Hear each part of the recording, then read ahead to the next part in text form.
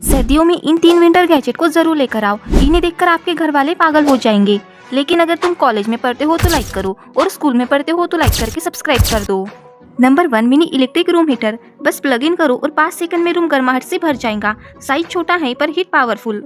Number 2, rechargeable heating shoe. ठंड में पैर बर्फ बन जाते हैं तो बस इस शू को रिचार्ज करो और वॉकिंग, ऑफिस या बेड टाइम सभी जगह यूज कर सकते हो।